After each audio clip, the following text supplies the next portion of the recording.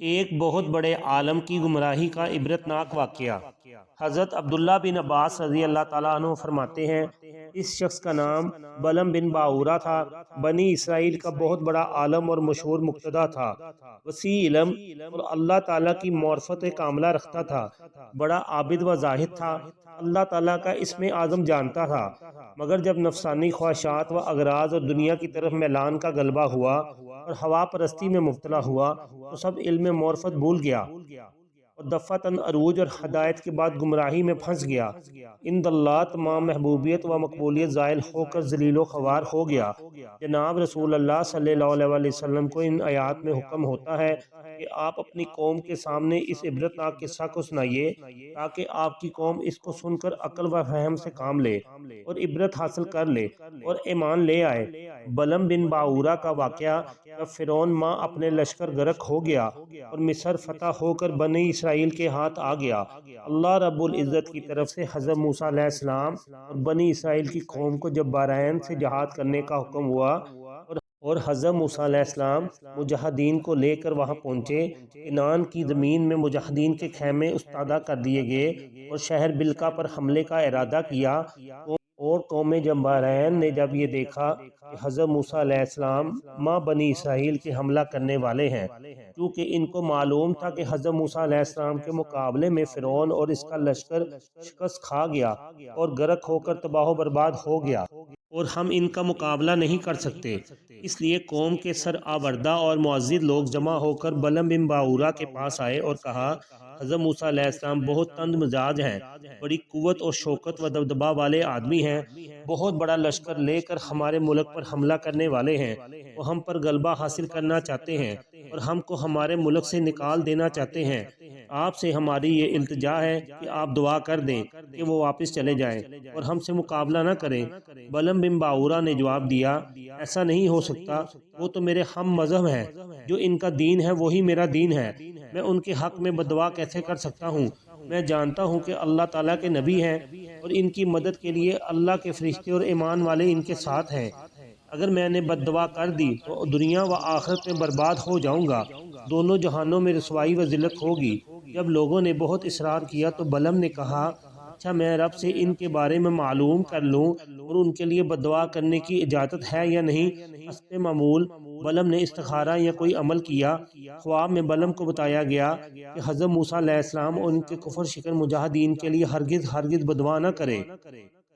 بلم نے استخارہ کے بعد صاف انکار کر دیا کہ مجھے بددعا کرنے سے سختی سے روک دیا گیا ہے۔ بعض روایات میں آتا ہے شاہ بلقا نے دھمکی دی کہ اگر بددعا نہ کی تو تم کو سولی دے دی جائے گی، جبکہ بعض مفسرین اس کے قائل ہیں کہ قوم نے ایک بہت بڑی رقم رشوت کے طور پر اس کی بیوی کو دے کر اس کو آمادہ اور تیار کیا۔ بلم کو بیوی سے بے انتہا محبت تھی، بیوی نے اس کو بددعا کرنے کے لیے تیار کر لیا۔ بادشاہ کو تخفیف اور قوم کی آہذاری اور تذرع بہت زیادہ ہوئی، نیز بیوی کی ہٹ حد سے زیادہ ہوئی اور بیوی کی محبت اور مال کی طلب میں بالکل اندھا ہو گیا اور اپنے گدھے پر سوار ہوا۔ مقام حسپان جہاں مسلمانوں کا لشکر پڑا ہوا تھا، اس کی طرف بددعا کرنے کے لیے جا رہا تھا تو راستے میں گدھا گر پڑا۔ بلم جبر سے اس کو آگے چلانا چاہتا تھا، سواری کے رکنے اور اس کے گرنے سے اس کو کوئی تنبیہ نہ ہوئی تو بحکم قادر مطلق گدھا بولا، اے بلم تمہارے لیے خرابی و بربادی ہو، تم سوچتے اور دیکھتے نہیں ہو میرے سامنے فرشتے موجود ہیں جو مجھے آگے نہیں جانے دیتے، پیچھے کی طرف مجھے لٹا رہے ہیں۔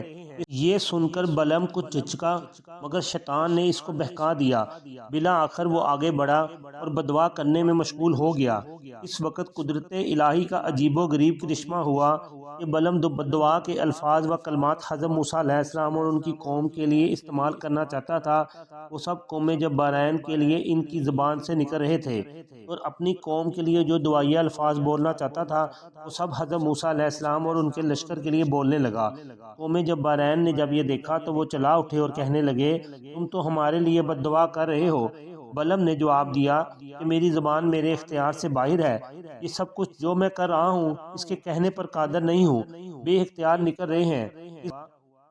اس بد دعا کرنے کا نتیجہ یہ ہوا کہ بلم کی زبان اس کے سینے پر لٹک گئی اور اس کی قوم تباہی و بربادی میں مبتلا ہو گئی۔ جب بلم نے دیکھ لیا کہ میری تو دنیا و آخرت برباد ہو گئی تو اس نے اپنی قوم سے کہا، میں ایک حیلہ کرتا ہوں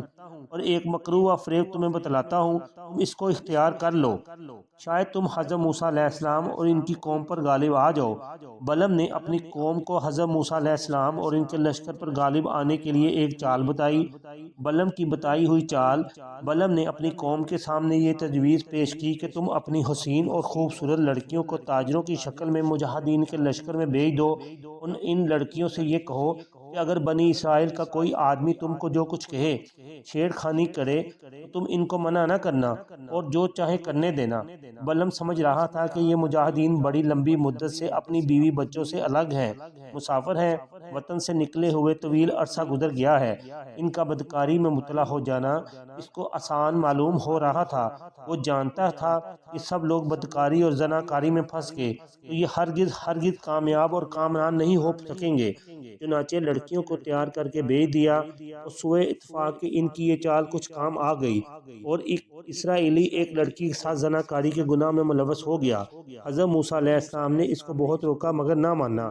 بالآخر نتیجہ یہ ہوا کہ بنی اسرائیل میں ایک طاعون پھیلا اور ایک ہی دن میں 70,000 اسرائیلی مر گئے، یہاں تک کہ اس زانی اسرائیلی اور اس لڑکی کو قتل کیا گیا اور ان کی لاشوں کو منظر عام پر لٹکا دیا گیا۔ پھر طاعون رفع ہوا۔ اللہ تعالیٰ کمی بیشی کو معاف فرمائے اور اللہ تعالیٰ عمل کی توفیق عطا فرمائے۔ لائک اور شیئر کر دیں، چینل کو سبسکرائب اور فالو کر دیں۔